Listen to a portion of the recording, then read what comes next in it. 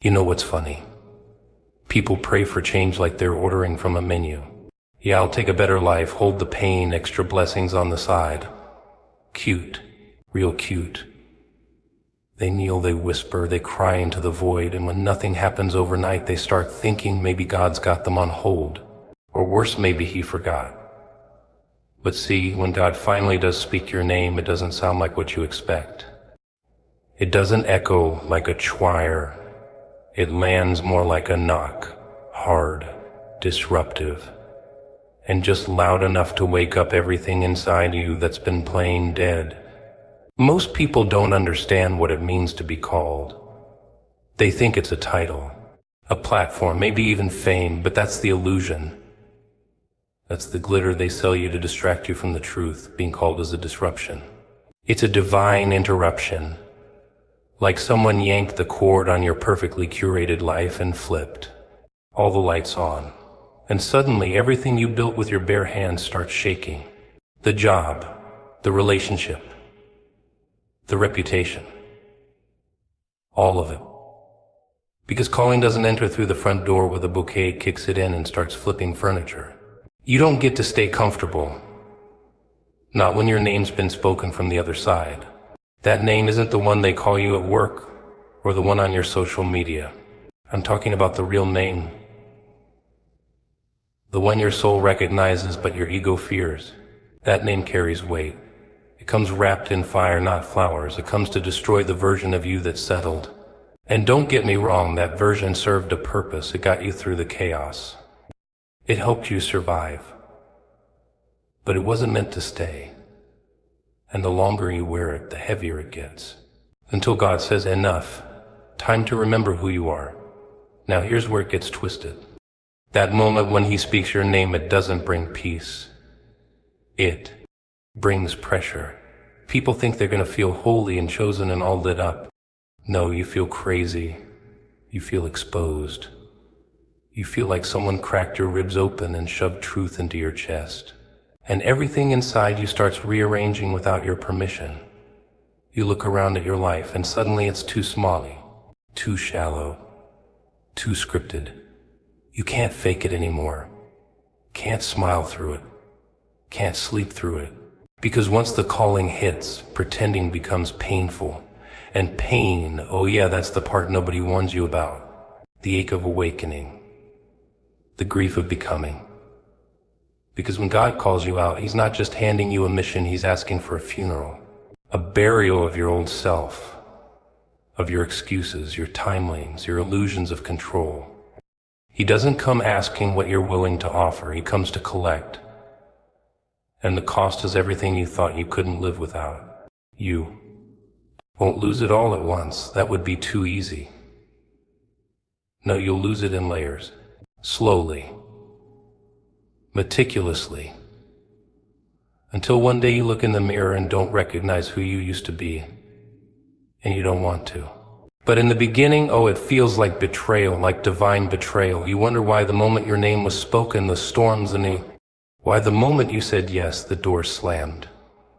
Why the people closest to you suddenly don't see you. Or worse, they see you, but only as the version of you they were comfortable with. The one who didn't ask for more. The one who stayed quiet, the one who didn't dare. But now that version is gone, and all that's left is you bare burning and barely holding it together. You'll try to go back. We all do. You'll try to rewind. You'll try to squeeze yourself back into the life that used to fit like a glove. But it won't work, because the calling leaves a mark. It rewires your vision, your appetite, your standards. You can't unsee what he showed you. You can't unhear what he said. You can't unknow your own name once it's been spoken from heaven. And the scariest part, you're not sure if you're strong enough, if you're ready, if you're worthy. But none of that mattered when he called you. He didn't ask your opinion. He didn't check your resume. He knew. And he spoke anyway. He interrupted your chaos, pierced through your confusion, shouted your name through every failure, every addiction, every mistake, because he saw something under the rubble, something the world missed, Something even you forgot was there. They never talk about the silence that follows the calling. That eerie calm right before everything inside you starts falling apart. See, the world sells you this idea that when God speaks your name, the clouds part, the angels sing, and suddenly your life makes sense. Nah, that's not how it works. When your name gets spoken, really spoken, it doesn't clear the path. It clears the illusions. And when illusions die, it gets lonely. You start to feel it first in your conversations. They sound different. Like you're speaking English and everyone else is chewing static. You're sitting in rooms you used to beg to be in. And now you're wondering why you're still here. The jokes don't hit. The energy's off. The laughter feels forced, not because they changed, but because you did. Or maybe finally you're just sober enough to notice. Isolation doesn't show up in chains. It comes wrapped in clarity. A slow, creeping awareness that what once nourished you is now choking you. You pull away not because you hate them, not because you're bitter, but because your spirit is allergic to pretending now. Pretending you're okay, pretending you're still aligned, pretending that noise is still your rhythm. But the moment that name was spoken, you were removed, not physically, spiritually. Like heaven whispered, you don't belong here anymore. And people will feel it. Oh, they'll feel it. They won't know what shifted, but they'll sense the distance. Some will think you're arrogant. Others will say you're acting brand new, but the truth is you're not acting at all, you're becoming. And becoming is ugly because growth doesn't ask for permission. It just starts. Like weeds pushing through concrete. Like light cracking through a closed door. You didn't choose this, you were summoned, so now you find yourself walking alone, not because no one loves you, but because no one understands this version of you yet. Hell, you barely understand it. You're outgrowing the shell, but the new form hasn't fully formed yet. You're stuck in the middle, between the old conversations that bore you and the new ones that haven't arrived. Between the people who knew the wounded version of you and the ones who are still being prepared to meet the healed one. This space, it's called divine isolation. And it's brutal. You start questioning everything. Your memory gets loud. You revisit mistakes like old friends. You start wondering, did I mishear? Did I imagine it? Because the silence after the calling is deafening. It's a void. And in that void, the doubt comes creeping. You think maybe you should go back, blend in again. Shrink a little, just enough to feel the warmth of belonging. But deep down, you know it's too late. The spell's broken. The veil's been torn. You can't unknow. You can't return to the smallness that once felt safe. You've seen too much, and it hurts. Not in a bleeding, dramatic way, in a cold, quiet ache. A soul-level soreness, like mourning a death no one else attended. Because you're grieving, not a person, but a version of you. The one who used to laugh a little louder, dream a little safer, believe a little smaller. And even though that version wasn't free, it was familiar. And familiarity has a strange way of feeling like love, even when it's a cage. Don't expect applause here. Don't expect understanding. When you're marked, when your name gets called, your process becomes invisible. People only clap when the fruit shows. No one celebrates the pruning. No one cheers for the isolation season. Because it looks like failure, like confusion, like loss, but it's not. It's strategy. Divine strategy. You were pulled away so you could hear clearly, so you could heal without distraction, so you could confront the demons that live comfortably in your routine. This loneliness, it's sacred. This disconnect, it's protection. You weren't abandoned. You were hidden. Sheltered from voices that would have talked you out of your next level. Shielded from opinions that would have caged you in their expectations. You're being transformed in the dark, in the silence, in the space where nothing seems to be happening but everything is shifting. Your mind, your spirit, your posture, your standards, all of it, being recalibrated by something greater than your timeline, stronger than your willpower. They don't tell you this part because it's not pretty, it doesn't trend. There's no filter that makes spiritual isolation sexy, but it's real. And it's necessary, because before you rise, you must detach. Before you lead, you must retreat. And before you step into the light, you must survive the silence that comes right after your name is spoken. People love to talk about breakthrough. Breakthrough this, breakthrough that. It's the buzzword of the hopeful and the half-awake. They post about it, they preach about it. They chase it like it's some magic door that's just waiting to fly open. But what they don't tell you, what no one wants to admit, is that right before that breakthrough, there's a breakdown, a complete, glorious, mind-bending collapse.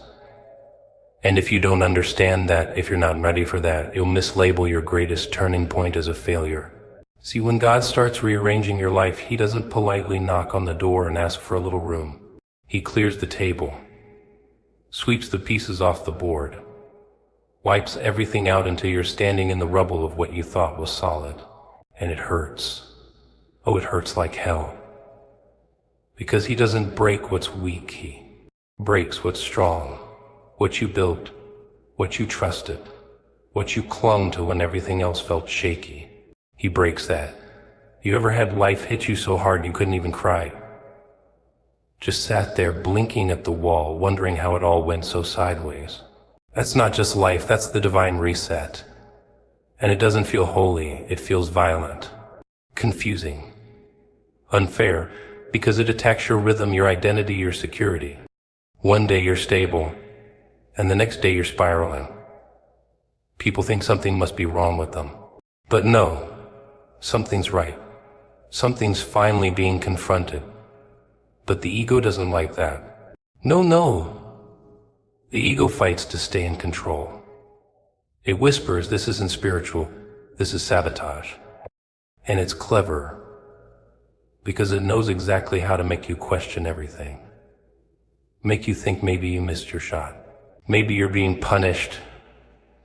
Maybe you were better off before all this. Awakening nonsense. The ego wants comfort, and comfort hates breakthrough. Because breakthrough means demolition. And demolition means chaos. You'll try to hold it together. That's what we do. We tape the cracks, we fake the smile, we say it's just a phase. But deep down, you know, something deeper is happening, something irreversible, and it terrifies you. Because transformation doesn't come with instructions, it comes with fire. And you're either going to let it burn what no longer serves you, or you're going to keep running back into a house that's already collapsing. People around you won't get it, they'll call it a slump. A bad mood, depression maybe. And sure, parts of it look like that. But this isn't about sadness, this is about severing. Severing from the parts of your identity that were built on trauma, survival, validation, performance. And those roots run deep. So when they get pulled, you feel it in your bones, in your sleep, in your silence. You feel it in your appetite for things that used to thrill you but now feel hollow. You start to realize how much of your life was built to please people who were never going to clap for you anyway. How many decisions were made from fear, not faith? How often you dimmed your light just to make sure no one felt too small standing next to you. But the breakdown doesn't let you hide anymore. It drags all that to the surface. Every mask, every wound, every belief that kept you bound. And it dares you to choose heal or repeat. And let me tell you, healing, it's not cute, it's not candles and yoga and peace signs. It's rage, it's crying in parking lots, waking up in the middle of the night and asking, what the hell is happening to we? It's losing friends, losing false peace, losing the illusion of control. But in the ashes of that breakdown, something starts to rise, something raw, something true, not the polished version of you. The real one, the one you buried to survive, and slowly you stop fighting it. You stop trying to glue the old life back together. You stop chasing closure from people who were never supposed to understand your journey. You stop apologizing for the volume of your truth. And you start owning it. Shaky at first, then stronger, louder, clearer, because the breakdown broke something open, not down. It wasn't the end. It was the extraction. The moment your soul cracked wide enough to finally let the calling all the way in. People always say when it's your time, everything will fall into place. What they don't say is that before it all falls into place, it falls apart. And not just in some poetic Instagram quote kind of way, I mean violently. Uncomfortably. Sometimes even humiliatingly. When your name gets spoken from up high, your timing gets activated. Not your schedule. Not your 5-year plan, your timing. And timing doesn't care about how ready you feel. It cares about how necessary you've become. And when heaven decides it's your moment, you better believe the clock starts ticking whether you like it or not. But here's the joke. We think we're waiting on God when in reality He's been waiting on us. Waiting for us to stop stalling. Waiting for us to stop hiding behind excuses, behind relationships, behind fake humility. Waiting for us to finally stop pretending we don't hear Him calling. And when He gets tired of waiting, when the delay starts to cost too much, He moves. And when He moves, everything shifts. Your routine, your surroundings, your peace, your people. The very ground you walk on starts feeling unfamiliar. Timing is tricky like that. You think you're late, and God says you're right on time. You think you're early, and He says sit back down. Not yet. You think you've been forgotten, and suddenly doors start flying open that you never even knocked on. It messes with your head, makes you question everything. Because divine timing doesn't ask your permission. It demands your obedience. And obedience means trusting a rhythm you can't hear, a blueprint you can't see, and a future you're not sure you even deserve. But let me ask you something. What if the delay was the preparation? What if every no was building the muscle you need to handle the yes? What if the silence was teaching you how to hear your own voice so clearly that when God whispered, you wouldn't miss it? That's the thing no one wants to admit. The season you hate the most might be the exact soil your calling needs to grow. And the longer you resist it, the longer you stay stuck on pause, blaming God for a delay you're actually choosing. And it gets uncomfortable, painfully uncomfortable. Because people around you start moving. They get promotions. They get married. They launch things, build things, brag about things. And there you are, still silent, watching. Wondering if God skipped you. Wondering if maybe you disqualified yourself. But see, when you're chosen, your timeline has to be different. You're not building something temporary. You're not being prepped for a season. You're being crafted for something that carries weight. And anything with weight takes longer to mold. So while they're sprinting, you're stretching. While they're celebrating, you're shedding. While they're gaining the world, you're losing your ego. You're learning how to move without clapping, how to believe without proof, how to trust without results. You're learning how to walk through doors without needing a crowd to cheer you on. Because when your time comes, and you won't be able to fake it. You'll either be ready or exposed. And readiness doesn't come from hype. It comes from heat, from pressure, from those late nights where you wanted to quit but didn't. From the lonely seasons where all you had was faith. From the days where nothing made sense, but you showed up anyway. That's where timing is forged. In the unseen, in the misunderstood, in the trenches where no one's watching but heaven. But people don't see that part. They only see the emergence, the moment everything clicks. And they call it luck. They call it overnight. But you know better, you know what it cost, you know how long it took. You know how many times you had to kill the version of yourself that wasn't built to carry this next level. Timing isn't just about doors opening, it's about you being built enough to walk through them without crumbling. And yeah, you'll still question it. You'll still wonder if you're ready, if it's really your time. But deep down, something will click. A voice that doesn't yell, doesn't beg, doesn't plead, just states. And when that voice speaks, it won't sound like hype, it'll sound like recognition. Like the echo of something your soul already knew. Funny thing about transformation, people think it's some elegant process. Some grand reveal where the lights hit just right and you emerge polished, glowing, untouchable.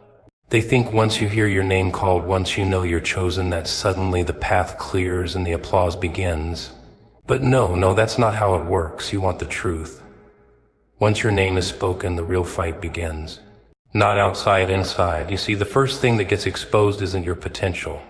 It's your patterns. All the little compromises. All the ways you shrink yourself to fit in. All the self-betrayal you labeled as being realistic. It comes rushing up like a bad dream you tried to forget. And now you can't run. You can't distract.